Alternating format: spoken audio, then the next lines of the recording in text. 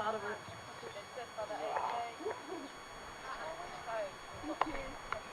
whānau, cheery whānau, good up for the sis. Awesome sis, awesome again sharing your story, sharing your journey, and that's all part of the fight for us.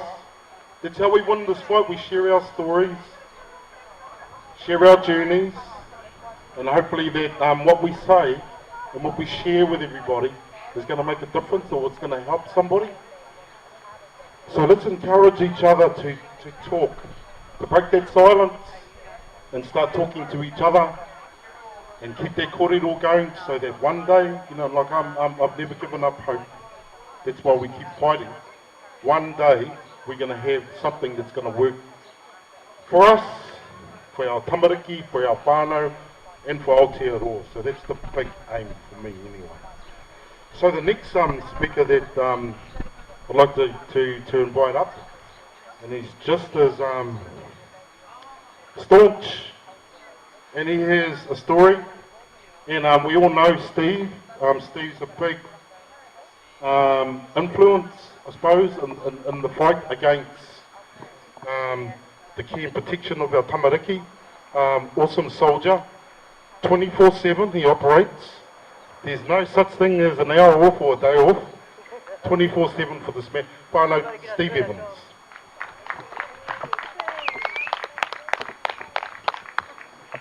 Hi. Okay, my name's Steve Evans. I used to be a businessman before all of this happened to me, and I had no idea what a disaster is happening socially in my country. 7 years ago, I discovered that my children were living around international drug dealers with firearms.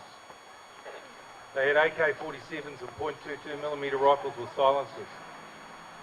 I was told by a judge, Judge Walker, nasty old bag she was, I tried to recuse her because she just hated men. And that lady, that judge, has actually caused more tragedies for New Zealand than any other judge apart from Judge Druce. Now, she said that I took an application to remove my children on the grounds to embarrass the mother than the best interests of the children. Well, we'd already had the first drug bust, and that had been managed by the clandestine labs and was in the King storage lockers in Glenfield. As I couldn't get anywhere with the court, I jumped on a plane and I started protesting outside New Zealand consulates in Asia. And I put them all on YouTube with the help of a really friendly guy called Steve Smith, who happens to own that YouTube account.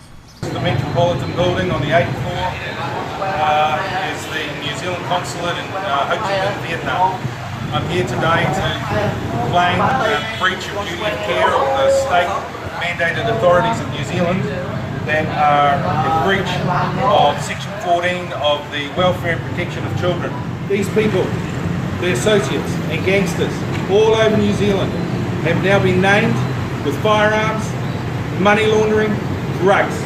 And it's nothing but a disgrace that New Zealand should not support the mandated authority of the country.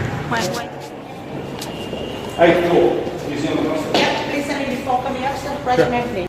And they wanted the judges questioned me and wanted to threaten me to put me in jail because I was publishing information about the family court. The real story was that the state was trying to cover up Operation Phantom, which went on for a further 22 months. I said to the judge, you're outside the jurisdiction of New Zealand. You know, where does your jurisdiction end? This is how they try to threaten you. I said, if you really want to complain, you may as well complain to the military in Thailand because they've been helping me. And, you know, I don't think they're going to take much notice of a judge from New Zealand. So, during this process, over 7 years I've been in the family court. I've been threatened by judges. I've been told by judges that I'm a predictor of the future. You know, it's not difficult when you go through the process, and until you've been there. to realise it doesn't work. It's broken. And you, the parents, are up against an all-of-government approach. You've got shonky lawyers that are just there to skim as much money off you or legal aid as they can. The fabricated evidence by those nutbags from SIFS or Tauranga Tamariki. The lies that were told. I mean, I had a social worker who was Chinese and just off the boat. She had no idea. The fastest way to get immigration in New Zealand is to go on the most wanted list for being a social worker. You need a semi-degree from Chengchu University and 1 year at AUT, and you can become a permanent resident in New Zealand working for Tauranga Tamariki with no understanding of our culture whatsoever. Let alone when she gave my children to a caregiver who confessed to being on drugs in breach of the Crimes Act 1975, misuse of drugs. Anyway, today we're here to celebrate the global protest. And I take my hat off to a guy called Marius, who's a human rights lawyer, international human rights lawyer in Norway. And I must say that even from my own little experience in the family court in New Zealand, I've discovered that if you're a human rights lawyer and you go up against a judge, they'll just disbar you or arrange for the Law Society, who are self-regulated, to disbar you. That's why New Zealand has very, very few strong, competent human rights lawyers. The other issue, which is a major problem in New Zealand, is that we sign all these international conventions and then they've got to be ratified to become law in New Zealand. And when you compare the New Zealand Bill of Rights to the UN rights, it's just huge gaping holes. There's children's rights, huge gaping holes. Civil and political rights, huge gaping holes. So there's all these countries around the world. I've been very impressed with Bulgaria. I mean, I can't believe those people. I think in Sofia last time they had over 500,000 out. Armenia, Lithuania, Denmark, Sweden. Folks, this is a Western problem that is not just in New Zealand. What is going on in America and Canada is a crime. And it's here. And it's been going on for a very long time, because we've now discovered that listening to the stories coming out of the Royal Commission on Sexual Abuse and State Care. What I want to know is, why are the perpetrators not behind bars? We want them in jail. Why not? Why is the government covering up this behaviour? Why are the people being re-victimised, trying to tell their stories to get justice? Prophets! Because there is no justice. And any country in the world that doesn't operate by the rule of law, you can expect anarchy. Because eventually the people will have had enough. And I think these politicians that we've had in New Zealand for the last 30 years, doesn't matter which, it's blue, green or black, are selling us down the river. We get democracy for 6 weeks. They sit there and promise us what they're going to do, like we're not going to sign the TPPA. When they're in, they sign the TPPA. They are not listening to you, the citizens. They're just doing what they want, for whatever motivating reason it is. But they are operating no longer a democracy, but a totalitarian state. And that is what we've had in New Zealand for quite a long time. Especially, we saw it coming about 15 years ago. It takes a little bit of while to get into place. But one of the main perpetrators of this is Crown Law, because they're rewriting the laws now to give no liability to those bureaucrats that are abusing us. And you can go to section 444 or 555 of the Vulnerable Children's Act, and they're writing themselves or the bureaucrats out of the law. And we're sick of it. And the people are getting angry, and I don't blame them. If you had have taken my children 1,000 years ago, I would have got out my sword and I would have taken off your head. What on earth has changed? We are allegedly a more civilised race. Well, I don't know, I don't think so. That's not what I'm saying. So, I couldn't get over how criminal the breaches of statutory legal obligations are by Child, Youth and Family. Mr. Mark Posto, you dirty dog, I've got a tape recording of you and Lucy Lou who admit that they knew there was a drug investigation going on and they played into the hands of the New Zealand police rather than the best interests and welfare and safety of my children, which is the first consideration and paramount. I want to see every cop, every social worker, every minister of the Crown that knew, because the methamphetamine task force at the time was in John Keys's office. It's no longer in a Prime Minister's office. Yes, that's right. Yeah. Excuse me? I just need you to sit. I don't care what you do. Don't push me,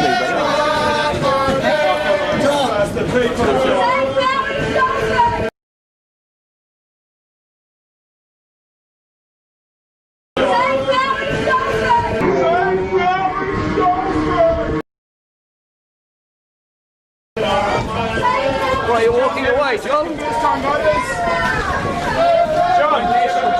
What's that? Yeah, right. Tolly and Bennett knew. Surprise, Mrs. Bennett's name comes up again. How on earth is that monkey representing the citizens of New Zealand? Seriously, have we got that such poor quality of politicians in New Zealand? And I'm watching people nod. We've got to stop it.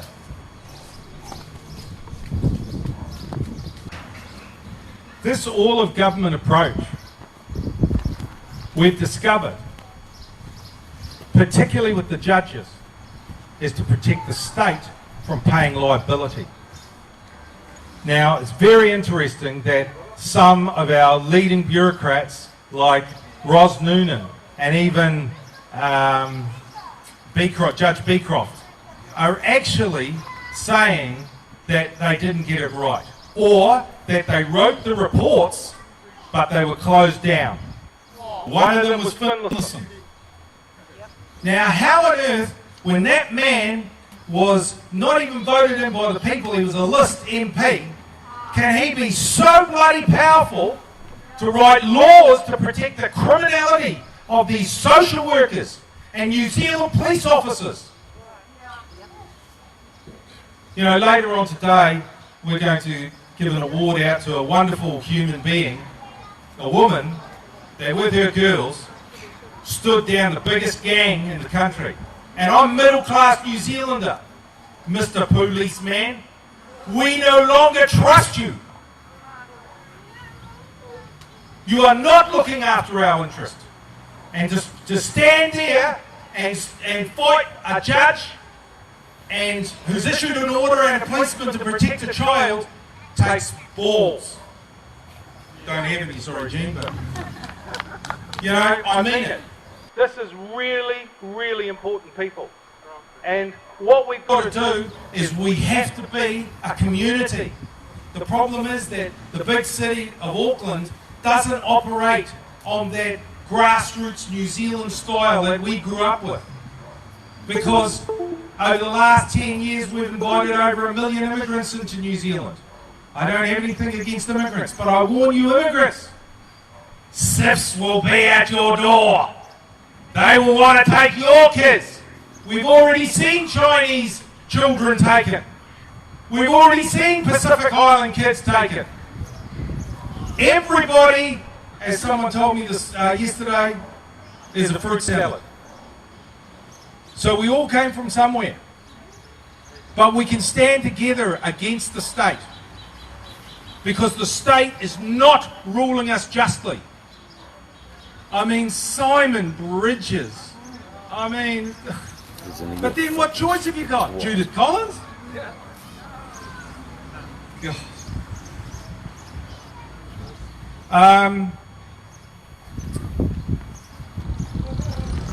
One of the big problems that I saw, and I've presented it to the Family Court Law Reform, is Section 12A of the Family Court Rules.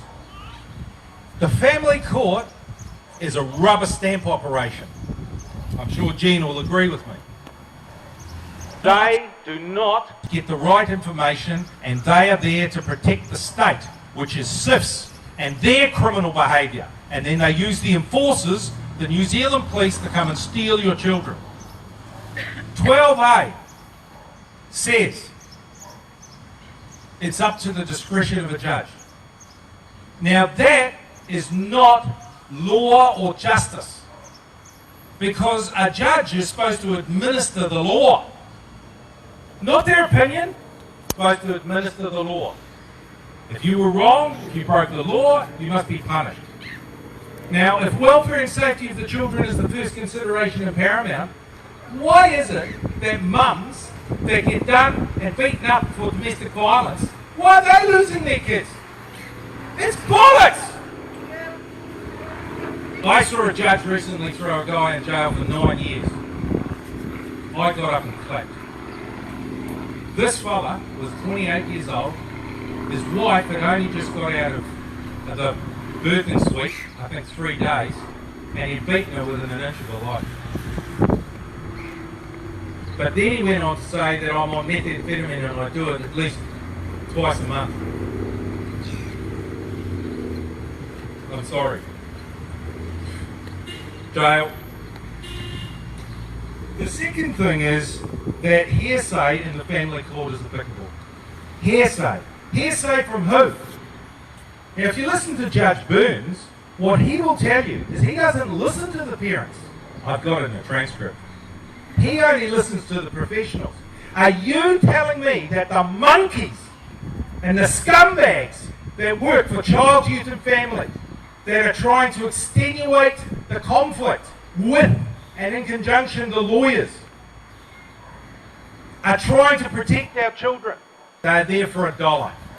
As many of us as they can. Hey, Mr. Jefferson, who had a police alert in my case in November 2014 before the second drug bust in 2015, and said in that police alert that the drug dealer was carrying an AK-47 and a .22mm rifle with a silencer, and had been updated. And I know that because he came to my house. And so I made a statement to the police. But then the fabricating evidence of the boys in blue, a lady called Lindy Lawn, was that, which was in charge of the first drug bust, was that I had mental health issues because I was saying that drug dealers were living around my children. I have 7 in jail, 2 doing life.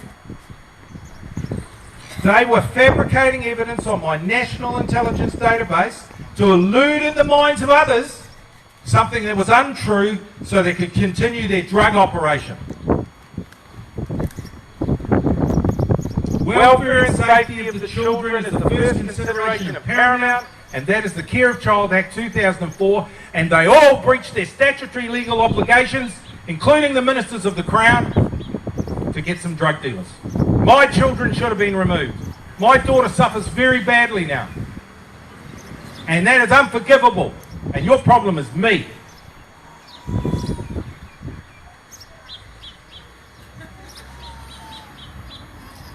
It's very clear that human rights have been abused in New Zealand for so long. So we're going to be bringing back an amazing fella from Norway who's beaten the state of Norway and the equivalent of Tauranga Tamariki in the International Human Rights Court on the 4th of February. His name's Marius. He's a courageous man.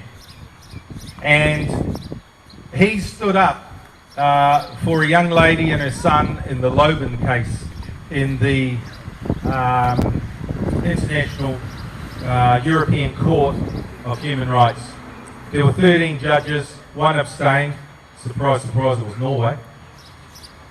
and they won with 12 votes by the judges. You know, I remember when our Minister of Justice, Mr. Andrew Little, got in, and he said he was going to look at changing our courts and our systems to far more represent human rights. Well, I've seen no bloody action from you, Andrew. And we took to protesting with a lot of other people who've been campaigning much, much longer than me. There's a gentleman called Kerry over there. There's many others that started protesting outside judges' houses. Now, we can do that lawfully under Brooker versus New Zealand Police Supreme Court of Appeal. It's very, very clear that the way that Crown law is writing the law now to stop the liability of social workers, that we're never going to be able to hold these people to account lawfully. So I say to all of you, we have a vehicle. We will protest outside anybody that is not being lawful and protecting our children. So, ho, ho, ho, Merry Christmas, Mr. and Mrs. Social Worker. You might just be getting Christmas presents.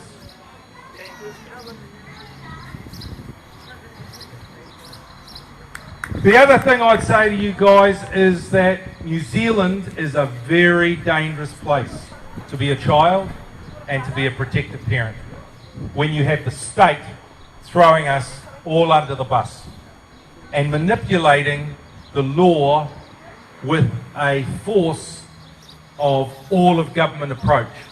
And that's including the DHBs. You know, I could go on about the Education Board, but I will say that the councillors at Carmel College almost got my family and me killed. And they need to be held to account. And we are not going to accept this kind of behaviour. And there is more of us. And we need every soldier. And we're building an army. Because our kids are the first priority. If you don't protect the kids, you get huge prison populations. The figures are so staggering that when you see 97% of prisoners have been through child, youth and family or state care, the correlation, you don't even need to be a brainy person. It's pretty obvious. The breeding ground is in child, youth and family. You broke the bond with the parent, you stupid monkeys. And these kids had nowhere to find home. So they went with their mates. Well, Merry Christmas. I wish you guys a happy time. We're off to a cooler country very shortly. And just keep up the fight, team. I think I've never seen in my short period of being involved in this, and all the campaigners who've been campaigning for 20 or 30 years, a time when we have ever got such momentum.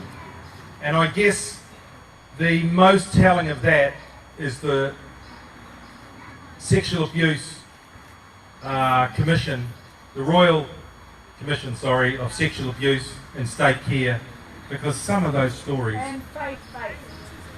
And faith, yeah, the churches. Hey, I heard a story when I was in Auckland of a lady who gave her testimony about being raped by some nuns. Sorry, just goes over my head. Because most New Zealanders do not realise that right now it may not be affecting you, but trust me, I was a businessman running a business. I had no idea. It's just around the corner. It could surprise you. And if it isn't you, it's going to be your kids. Merry Christmas. Cheers, Steve. Cheers, brother.